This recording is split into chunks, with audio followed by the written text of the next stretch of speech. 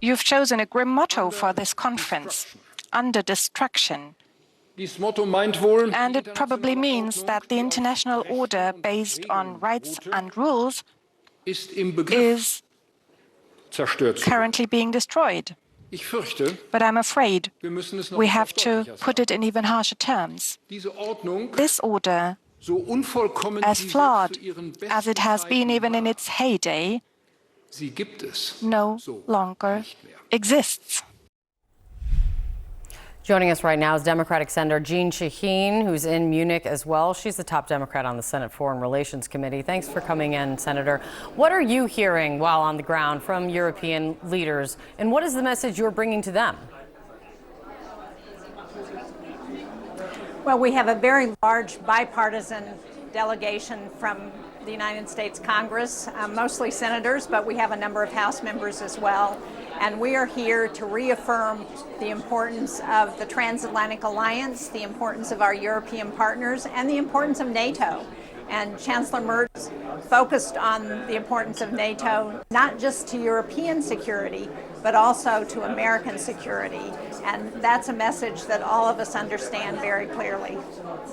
From what you're hearing, that's the message you're bringing, but what are you hearing from other European allies? Are they nervous? Are they scared? Do they trust the United States will be there if they need it?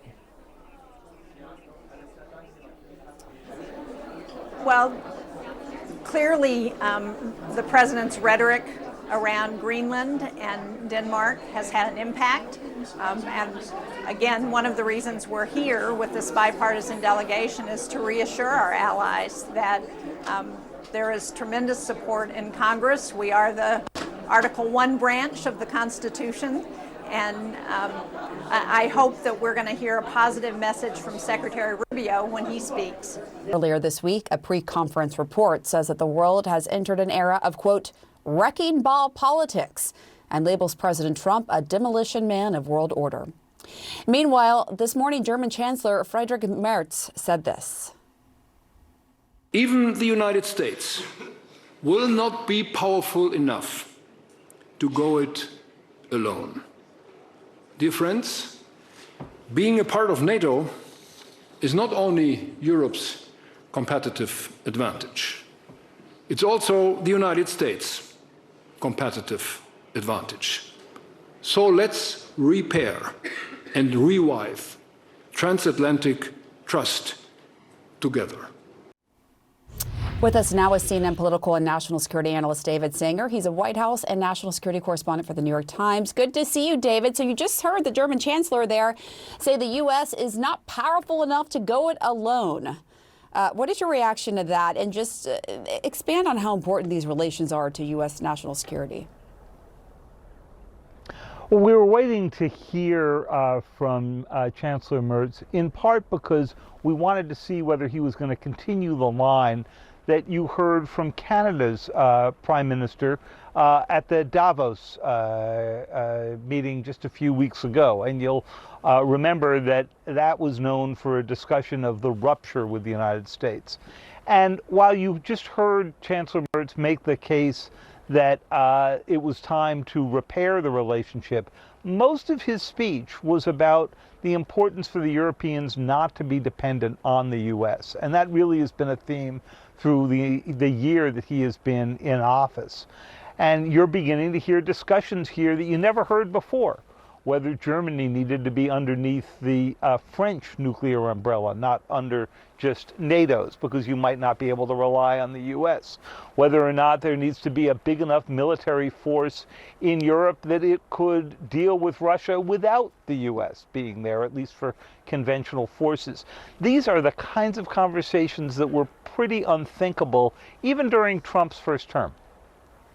So last year, as so many of us recall, President J.D. Vance basically turned on European allies in that blistering speech that downplayed threats from Russia and China and put the blame on them for their problems, basically. Secretary of State Marco Rubio is taking a different tone already. Listen to what he said about Russia's war in Ukraine. Do you expect to meet with President Zelensky when you're there? I think so. I think he's going to be there, and there's a chance to see him. I believe it's on my schedule. I'm not 100% certain, but I'm sure we will. It's terrible. It's a war. That's why we want the war to end. People are suffering. It's the coldest time of year. It's unimaginable, the suffering. That's the problem with wars. That's why wars are bad, and that's why we've worked so hard for over a year now to try to bring this one to an end. So how does this change in tone resonate with the allies of America right now there at the security conference? Well, Secretary Rubio is going to be talking on Saturday morning, and I think many of the people who are in the hall for Vice President Vance's speech are going to want to go hear him. They'll be particularly listening for whether or not he uses the phrase from the National Security Strategy, which said that Europe was heading toward civilizational erasure. In other words, it was losing its European nature. But I think he will be a little bit more conciliatory.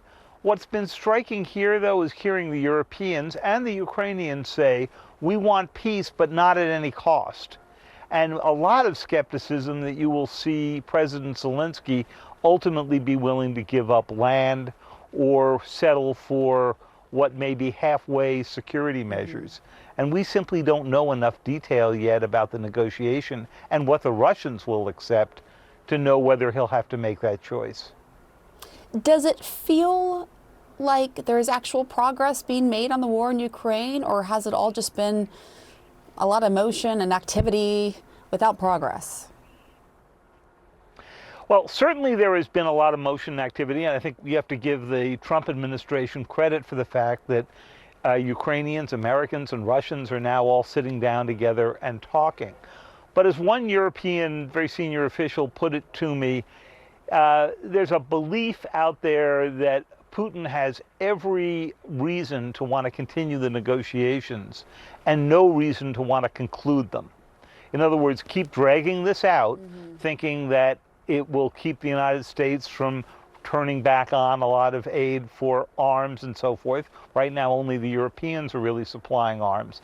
And that Putin is dragging President Trump along. You hear a very different account from the Trump administration, which says, look, we're making progress that the Biden administration never did, because they never did actually get talks going. So I want to turn to something else, the Canadian Prime Minister and what he said last month in Davos. Let's listen. It seems that every day we're reminded that we live in an era of great power rivalry, that the rules-based order is fading. Let me be direct. We are in the midst of a rupture, not a transition. So he noted this rupture of the international rules-based global order. How are other major world leaders looking at the U.S. right now as you're speaking to them there at the security conference? You know, I think they've come out largely where Mark Carney came out. Not all of them, obviously. The U.S. has got a fair number of other advocates there. But Prime Minister Carney got a lot of applause in Davos for that. He was supposed to be here, but stayed in Canada because of that awful shooting that you've seen happen in Western Canada. And I think, you know, he probably would have been the star of the show had he shown up here.